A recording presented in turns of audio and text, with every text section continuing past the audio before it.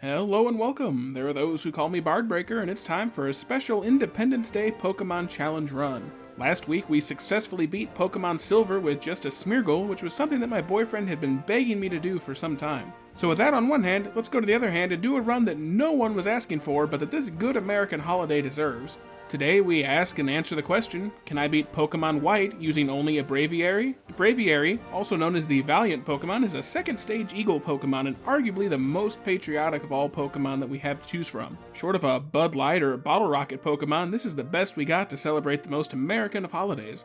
And it's a good one at that. Stat-wise, we're going to be starting out with a nice total of 510, the same total as Poliwrath or Steelix, among others. Our HP and attack stats are great, and with most of our attacks being physical, that's really going to be a good thing. All of our stats are actually quite good, with the weakest being special attack at 57, but since most of our moves are physical, that's not going to be too much of a problem. Speaking of those moves, let's take a look here. We have Peck, Leer, Fury Attack, and Wing Attack to start us off, and that represents a quality moveset right out of the gate. Loads of nice looking moves here, including Aerial Ace, Slash, Crush Claw, and Skydrop. Brave Bird might be worth exploring for the same type attack bonus as well, but it does inflict a 1/3 recoil damage back to us, so that may not be too great. TM-wise, we have some interesting options like Rock Tomb and Rock Slide, as well as some other possibilities like Shadow Claw and Pluck. Admittedly, I've never played a Gen 5 game before, so a lot of these moves are going to be new to me, but we'll see what happens. But on that point, now's the time I remind you guys that I write the script as I go, so at this point I haven't started playing yet. Everyone comment down below to please the almighty Algorithm, god of the YouTube algorithm, and to let me know if you think we can win or not. Our stats and moves definitely look like we should be able to do this one, but there's a lot I'm not sure about with this generation, so it's definitely going to be a learning curve for sure. But finally, onto our rules. In battle, I can only use Braviary. I'll need other Pokemon for HMs, but I won't be allowed to use them in combat. I won't be using any items in battle. Held items and items outside of battle will be allowed though.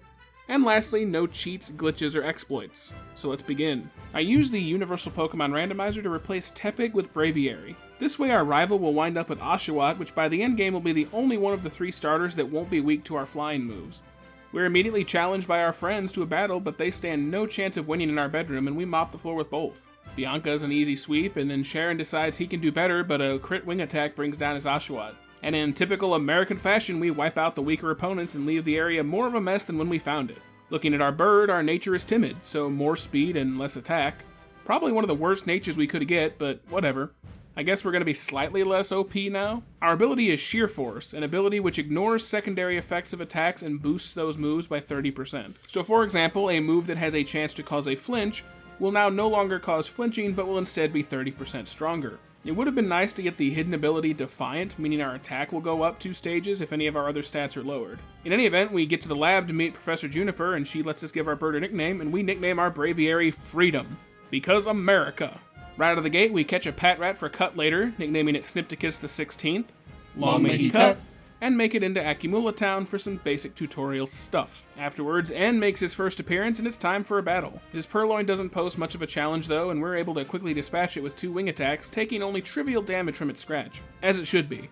American freedom can't be beaten. Bianca catches up with us just up the road a ways and wants another battle. I know there's going to be a lot of rival fights in this game, so I'm told, but we'll see how many. But just like last time, her Pokemon, even now that she has 2, can't stand up to Freedom and its massive Wings of Gain, as it takes her down in 2 easy wing attacks.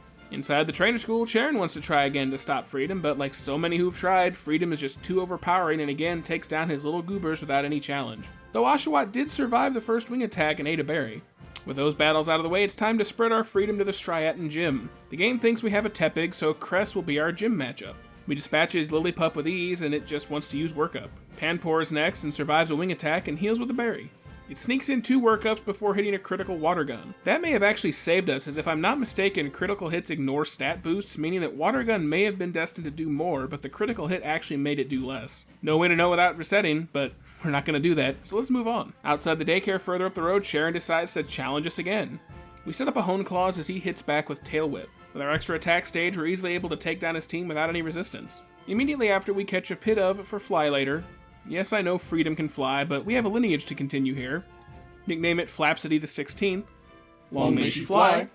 And we also get a Roggenrola from the cave for Strength later, nicknaming it Bicepticus the 16th. Long may he lift. Make it to Narcine City and are challenged outside the gym by N once again. After a Hone Claws for some extra oomph, it's a quick wing attack sweep against him. After some light reading in the library, it's time to take on the gym leader and... ooh, wow. She puts Freedom in its place. Several times, in fact. Ah, wow, that's brutal. So much for the mighty, unopposed run of American Freedom. Against Herdier and Watchog, no less. Those aren't exactly the most difficult Pokemon to face in the world. Alright, let's get a couple levels. While leveling, we find an Audino for Surf later, nicknaming it Aquadiz the 16th. Long may he swim. And we try for the gym again at level 20. If you're wondering why I'm right at the same level as the gym leaders instead of being over-leveled like normal, it's because in Black and White they changed the experience system, so that you actually learn less experience if you're higher level than what you knock out, meaning that over-leveling takes a lot longer in this generation. It also doesn't help that we're only finding level 7 to 9 Pokemon for the most part, but once we get to level 20 we try the gym again. And even at level 20 it still takes numerous attempts for our Freedom to prevail. We boost our attack with some Hone Claws and take some big damage from Takedown. We eventually take out the Herdier with a boosted wing attack. Watchog is next, and we get lucky with a critical hit for the one-shot knockout though. We definitely needed that crit, as without it we would need 6 full attack boosts to have a shot at Watchog, as it will always use Retaliate, which will hit for 140 power since we've knocked out the Herdier by the time Watchog comes out. In any event, we're finally able to move past the Lenora roadblock and press on. We clean up Team Plasma out of the Pinwheel Forest and make our way into Castelia City, an apparently quite round city based on these perspective shots. We spend some time doing some housekeeping things around the town by accident, since I really don't know where anything is, before we finally get to Berg and the Bug Gym. And considering we have the type advantage and are a few levels higher than his team, it's really no surprise that we waltz right over him. Dwebble took a hit due to its rock type balancing out the weakness and got off a sand attack, but we swapped to Aerial Ace, which can't miss, and we easily clean out the gym. After defeating Berg, Bianca decides she wants another rematch even though we've been pasting her up to this point. And yeah, let freedom ring. We just wing attack our way through her team. Her Panpour puts up a bit of a fight by way of getting healed by super potions twice in a row, but beyond that her team really was no struggle at all. And just past the gate, Sharon is waiting for another fight, and just like with Bianca, freedom reigns supreme. I was initially annoyed by the sandstorm, but it actually came back to help us as it took his Liepard out in the end. And takes us for a ride on the Ferris wheel in Nimbasa City and tells us he's in charge of Team Plasma. We get to the bottom and have another fight with him, wherein we easily overpower him with our strong sense of freedom. Just some Aerial Aces to bring down his whole team. Only his Sigilif actually posed any sort of resistance, but it didn't do anything to hurt us and we easily beat him again. We make our way through the weird bumper car things to get to our gym leader Elisa. She's an electric type gym leader, so we need to be careful here. After losing our first attempt, we come back and decide to set up 2 Hone Claws on Emolga, which hits us with a Pursuit and a Volt Switch before disappearing back to its ball. Another Emolga takes its place and goes down to a single slash. Next out is the first Emolga, and it goes down to another slash. Zebstrika is last and hits us with Spark, bringing us down to a single-digit HP, but we manage to hang on by the skin of our teeth and get off a slash, which is enough to take it out and in the end, get us the badge. With that being said, we have 4 badges and we're halfway home, so it's time for a shameless plug. If you like what you see so far, do hit that like button and of course subscribe and help push that sub count up. Both of those are good for the YouTube algorithm. Now back to the show. On our way out of town, we get to fight Sharon again, and it's a pretty quick sweep with the wing attack once again. After handing him a sound defeat, he teams up with us to beat up some preschoolers, America at its finest, and proceed on into Driftvale City. We arrive there, and Clay, the gym leader, is pissed because some Team Plasma folk escaped when they let down the drawbridge for us. He tells us he won't fight us until we find them again. After doing the job of the police and finding these criminals again in the meat locker, he promptly lets them go, and then suddenly is okay with battling us. Okay, that was just a complete waste of time then. But once we get into the gym match, it's nothing too hard. Our flying Freedom Bird soars above all of his ground moves, and most of his team just sits there and has no choice but to accept the cold hard slap of freedom forced upon them. America!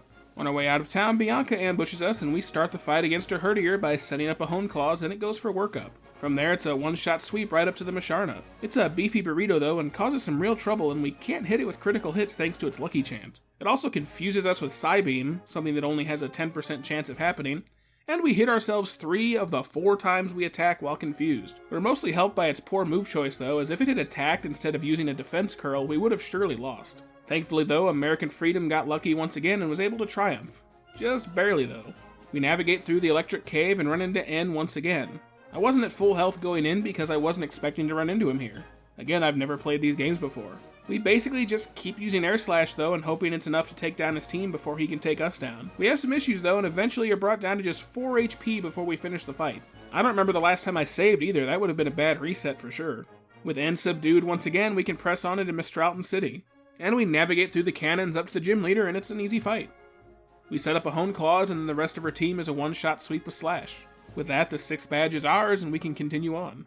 So on our way back to Twist Mountain, we're stopped by Sharon and I honestly don't pay much attention to the fight. My boyfriend and I were talking about hidden abilities and he says I actually don't have Defiant like I thought I did.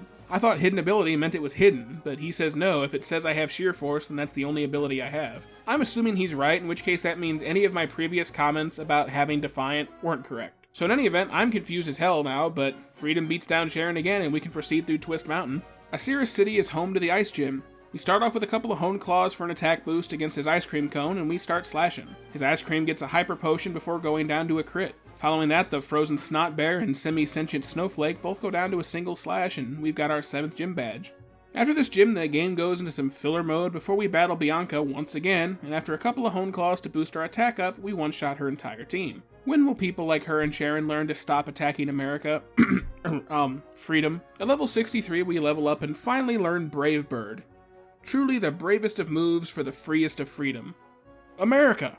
We take on the Dragon Gym Leader and it's a one-shot sweep. We boost up with a Hone Claws just once and then a single Brave Bird on each of her dragons is all we need. And with that, Freedom has conquered all 8 gyms in the land and spread freedom far and wide. After our Freedom Bird is stopped in its tracks by this random rock on Victory Road, we go back to Mistralton City and hand over a piece of our heart in exchange for our superpower move that we passed on earlier in the run. We're going to need it for these rocks and steel types that are left to face. With our Freedom Bird now packing a superpower, as America rightfully should, we head back to Victory Road and make our way through again. We make our way into Elite Four and promptly run into a brick wall with the Ghost Leader, Chantel. All we can hit her with is Brave Bird, and that does recoil on top of the burn that's impossible to avoid, either from the Cophagrigus or the Chandelure, which halves our attack and just fucks us over. Or we could just get super lucky and somehow avoid the Flame Body burn and roll high enough on our damage rolls to one-shot her entire team with Brave Bird. Okay then, that works too. We randomly pick another door and end up with Marshall the Fighting Master. And you'd think he'd be a relatively low-risk fight given our type advantage, but with only Brave Bird left as a super effective move, we go for Slash to try and save on HP recoil and hope for a lucky crit. We take some Stone Edges along the way. How lucky the AI seldom misses with that move. And mostly 2-hit our way through his team. We Brave Bird the Conkeldurr, but we take over half of our HP, so we have to swap back to Slash against this weird fighting cat thing. Mineshow, that's the one. We get the lucky 12% crit though for the one-shot and end the fight. We douse our Freedom Bird with Lemonade and move on to another random room, which turns out to be Grimsby the Dark Trainer. Scrafty is out first and it's an easy one-shot to Brave Bird after a Hone Claws to start us out. Next out is Crocodile, which has an Intimidate to cut our attack back down but still goes to a single superpower. Next out is a Lipard, which goes down to a single Brave Bird after flinching us with Fake Out. Our HP is taking a beating though as his last Pokemon comes out, but fortunately for us it's a B-Sharp, which is a Dark Steel type, so quadruple weak to superpower and goes down easily. Psychic Girl Caitlyn is out last, and out first is her Reuniclus. We go for a Hone Claws for the attack boost and it lands a Thunder. A move that while I seem to always miss 5 times in a row, the AI always seems to hit every time we make an attempt here. We survive it though and take it out with a boosted Slash. Sigilif is next and goes down to a Slash. Gothitelle is next, and we spend a lot of time on her just because of all the full restores we get Caitlyn to burn here. Finally, we take it out and outlast as her floating pig, taper, umbilical cord Pokemon thing, Masharna. It survives a slash on a Sliver to hit us hard with Psychic. Fortunately, we're able to slash back for the knockout, and that's it. We've beaten the Elite Four. After that, we actually get a chance to heal our team before facing the penultimate boss of the game, N. But we have to catch Zekrom first. Yes, you have to catch it. It's also forced to the front of your party, which we can't do for the challenge, so we have to let Reshiram feint us, go back to the Pokemon Center, deposit Zekrom into the box, and then come all the way back up and go in against N with just our Freedom Bringer. N's first Pokemon out is Reshiram, and we use the chance to set up. Yes, we're setting up against a Legendary, as it's actually our best chance to do so here. We set up 2 Hone Claws while Reshiram is using Fusion Flare. After 2 Hone Claws, Reshiram is a one-shot with Slash. Next out is Vanillix, which goes down in a single slash. Caracosta is out next, and it has Sturdy, so we can't one-shot it. We slash it for a bit of damage, and it misses Stone Edge. We hit it hard with Superpower to take it down. Next out is Archeops, and our best shot is Superpower, and it hits neutrally, and it goes down in one hit, surprisingly enough. Kling Clang is next, and is weak to fighting, so despite our attack drops, we still one-shot it with Superpower. Zoroark is last, and it's also weak to fighting, and goes down to another Superpower. With that, we've beaten N, but it's still not over. We have to beat our final boss, Getsis. Getsis, as you might expect, is a bit of a challenge, like most final bosses in most games are. He takes a few attempts, but we eventually get a run that starts off ungodly lucky. We set up Hone Claws as Cophagrigus misses Toxic, so we're already off to a good start. We set up another Hone Claws as Cophagrigus goes for Toxic again and misses again. Toxic is a 90% accurate move starting in Gen 5, so for it to miss twice in a row is only a 1% chance of occurring. I'll take whatever luck I can get though, as it lets us get in a third Hone Claws. Finally, it lands Toxic on its third attempt, but we cure the poisoning with a Pecha Berry. We can't cure it again though, so we go on the offensive and take it out with a Brave Bird. Bisharp is next, and we set up a 4th Hone Claws as it misses Stone Edge, a move that would absolutely have killed us here. I don't want to take the chance with it, so we go straight for Superpower for the easy one-shot. Bouffalant is next, but a single, now triple boosted Slash is all we need. Electros is next, and another triple boosted Slash takes it out. Hydreigon is part dark and can hit super hard, so we don't want to waste any time, and we take it out with Superpower. Seismitoad is last out, and we go for a Brave Bird and get the one-shot to end the fight, and that's it. We've beaten Getsus, and the credits roll. We've successfully beaten Pokemon White with just a Braviary. I'm sure some of you guys would like me to do the post-game content and face the Elite Four again so that we can get to Alder. So you know what, let's do it. But their teams not only get bigger, but also stronger and higher level, so we need to grind. We're just too under-leveled for it currently. Let's get to level 100 and give it a go. Might as well go full American if we're going to go American at all. Along the way, we face Cynthia down in Undella Town. And it's honestly not hard. Now there's a sentence I thought I'd never say. Her Spiritomb sets up with double team, so we counter by setting up with Hone Claws. After several turns of setup back and forth, we attack with a Brave Bird to knock it out. From there, her team is an easy one-shot sweep with Slash and Superpower. Whew, if only she were that easy in our previous generations. Once we reach level 100, we try the Elite Four again. And it takes a few tries, even at level 100. But we finally muscle freedom through the Elite Four a second time. I'll save you the video for time purposes, so let's move on to Alder. I actually failed my first attempt at him because I forgot to re-equip my leftovers, so after going back in with our Apple Core equipped, the run starts off promising. Exceligor is first, and we go for a Hone Claws that hits us with Focus Blast. We go for another Hone Claws as it misses with a second Focus Blast. A third Hone Claws for extra safety as another Focus Blast hits us, and now it's time to go on the attack. We go for a Brave Bird and get the critical hit for the knockout, though I doubt the crit was needed on the super effective move anyway. Vanillix is next and goes down to a single Shadow Claw, which I swapped in over Slash to deal with the ghosts in the Elite Four. Bouffalant is next, and as a normal type weak to fighting, another type matchup I never understood, we get the one-shot knockout with Superpower. Escavalier, the jousting bug, is next and goes down to a single Brave Bird. Leftovers is doing its job though and keeping us in the fight as Volcarona comes out and promptly goes down to a single Brave Bird. Last out is Druddigon and we have to go for a risky Brave Bird, but I want the extra damage from our same type attack bonus. We get the one shot, but we take damage from Druddigon's Rough Skin ability. We then take our recoil damage from Brave Bird and our HP drops ticking down to 2 HP. Holy shit, that was close. Superpower may have taken out Druddigon there too, but I can't be sure. In any event, what I can be sure about is we've just beaten Pokemon White entirely this time, aside from some irrelevant side quests, with just our Freedom Eagle. What a way to celebrate the independence of our country, am I right? Anyway, heavy-handed American sarcasm aside, thanks for watching, guys. I don't know for sure what my next challenge is going to be, but I have an idea for a non-solo run that might be interesting. As always, feel free to leave your suggestions in the comments and on Twitter. In the event, guys, stay safe out there, especially tonight with all the fireworks, and until next video, go catch 'em all.